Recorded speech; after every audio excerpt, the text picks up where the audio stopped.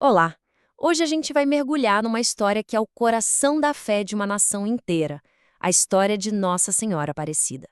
Partindo de uma reflexão muito bonita, vamos entender como a descoberta de uma imagem quebrada, no fundo de um rio, acabou revelando tanto sobre o Brasil. E a nossa conversa parte justamente desta pergunta, que é o grande mistério, né? Como é que uma coisa tão pequena, tão humilde, tirada da lama de um rio, pôde se transformar num símbolo tão gigantesco? É uma jornada incrível, do esquecimento total à veneração nacional. Então, vamos lá.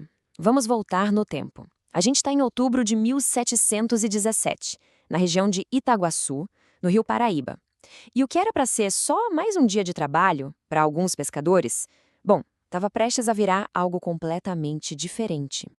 Imagina a cena, a ansiedade no ar. O governador está chegando e nada de peixe. Os pescadores lançam as redes de novo, e nada. O desespero começando a bater. Até que, de repente, a rede pesa. Mas, ué, não é um peixe, é o corpo de uma imagem. Jogam a rede mais uma vez e, inacreditavelmente, encontram a cabeça, que se encaixa perfeitamente. E aí sim, o milagre acontece de verdade. As redes, que antes vinham vazias, agora transbordam de peixes.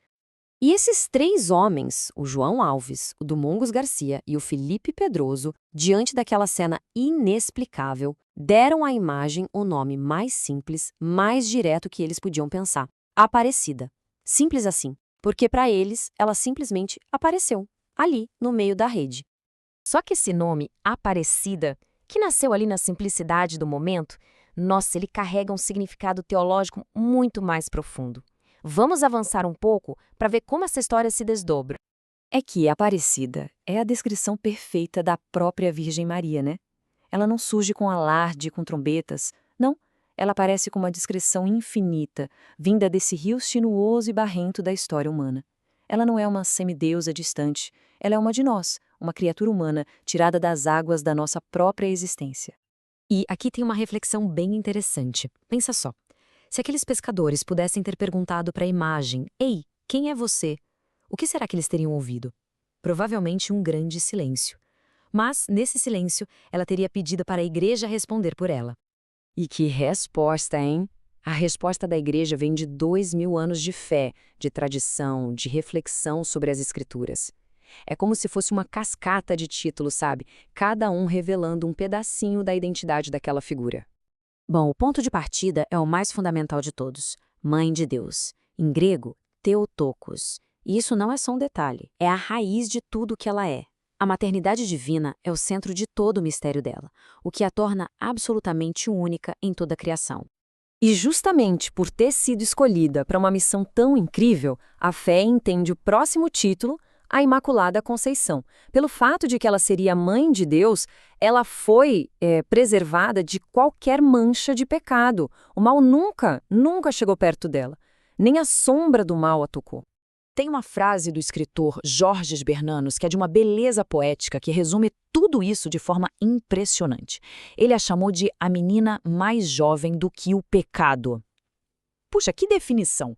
Diz tudo, não é? Essa pureza total, essa ausência de pecado, é o que permite que ela seja chamada pelo seu verdadeiro nome aos olhos de Deus. Lá na Anunciação, o anjo não a chama de Maria. Ele a saúda como cheia de graça. Isso mostra que não é só como ela é, mas quem ela é. Nela tudo é presente, tudo é graça de Deus. E essa entrega total a Deus, essa plenitude da graça, se reflete em outro título da tradição: sempre virgem. A ideia aqui é que era apropriado, fazia sentido que aquela que carregou a palavra de Deus em seu ventre permanecesse intacta, como um sinal da sua total consagração a Ele. E aqui a gente vê a beleza da fé do povo. Olha que coisa linda. Essa pequena quadrinha, que as pessoas simples conheciam de cor, explica um mistério super profundo com uma imagem perfeita. A luz do sol que passa pelo vidro, mas não quebra o vidro. A graça de Deus passando por Maria e deixando-a intacta. Mas olha só, toda essa santidade, toda essa pureza, não a deixa ela longe num pedestal.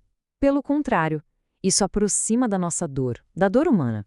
E aí a gente chega num título que é a cara do Brasil, a Compadecida, que o Ariano Suassuna imortalizou, né?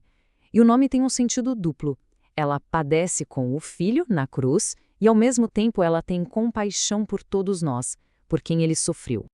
Ok, agora a gente vai fazer uma virada aqui na nossa conversa. Porque existe uma diferença enorme entre essa teologia toda que a gente falou, super elaborada, e a fé simples, aquela que vem do coração do povo. E aqui está o ponto central. Pensa bem, aqueles pescadores, eles não usavam palavras como Theotokos ou Imaculada Conceição. Mas no fundo, eles já sabiam e acreditavam em tudo isso. Eles só expressavam essas verdades de outro jeito, nas suas rezas, nos terços cantados, naquela fé que não se abala. O conhecimento deles não era da cabeça, era do coração.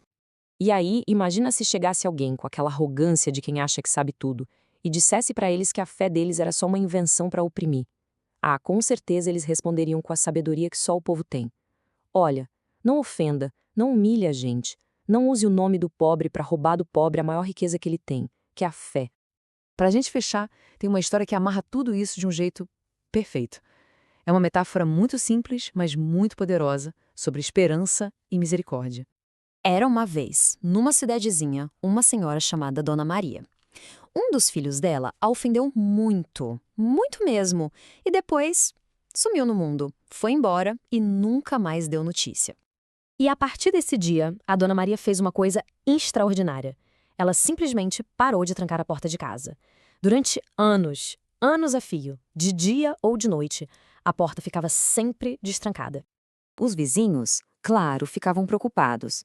Dona Maria, isso é perigoso, vai entrar ladrão. Mas ela se recusava a trancar. A fé de que o filho ia voltar era maior que o medo. E o motivo dela era de um amor, de uma simplicidade que desarma a gente. Ela dizia, eu tenho fé em Deus que ele vai voltar. E quando ele voltar, pode ser tarde da noite, né? Eu não quero que ele precise bater na porta. É só chegar e entrar. E essa, no final das contas, é a imagem de Aparecida. Ela é a porta da casa daquela mãe. Uma porta sempre aberta. Uma promessa de que não importa o quão tarde seja, o quão perdido alguém esteja, não precisa bater. É só entrar. Fica aí a reflexão pra gente, né? E se a maior expressão de esperança for exatamente isso, simplesmente deixar uma porta aberta para quem se perdeu.